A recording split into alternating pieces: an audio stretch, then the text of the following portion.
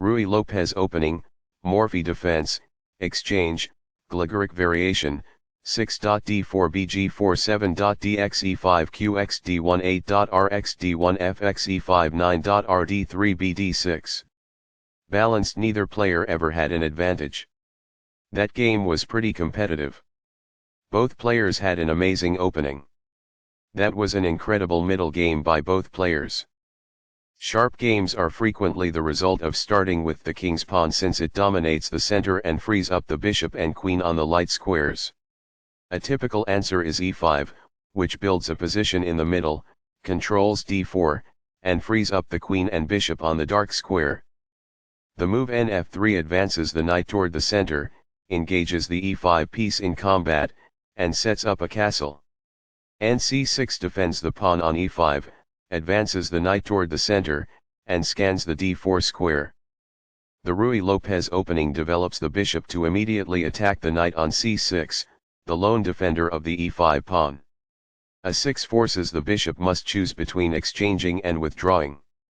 bxc6 captures the knight and forces doubled c-pawns for black. dxc6 recaptures the piece and allows the light-squared bishop to develop. Black has the bishop pair as compensation for the doubled c-pawns. Castling gets the king out of the center and activates the rook. f6 defends the e5 pawn, but slightly weakens black's kingside and the e6 square. d4 takes space in the center, attacks the e5 pawn and allows the dark-squared bishop to develop. bg4 develops the bishop and pins the knight on f3. dxe5 opens up the center, captures the e5 pawn and offers an exchange of queens. qxd1 captures the white queen and enters an endgame where black has the bishop pair and white has the better pawn structure. rxd1 recaptures the queen and takes control of the d-file. fxe5 recaptures the e5 pawn and opens up the f6 square. rd3 protects the knight, unpins the knight and lifts the rook to the third rank. bd6 develops the bishop toward the center and protects the e5 pawn. This develops a knight from its starting square, activating it. By doing this, a knight moves out of its beginning square and into the action. This wins time by threatening a bishop and forcing it to move away. This threatens to create a passed pawn. It is the last book move. Now that the rooks can see one another, they can defend one another. It is ideal. That pawn's capture grants you material. It is quite good. This accomplishes this by posing a threat to a rook and compelling it to flee. It is ideal.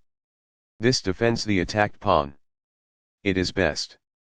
This is an equal trade. This is the only move that works. It is a great move. Recaptures. This poses a fork piece threat.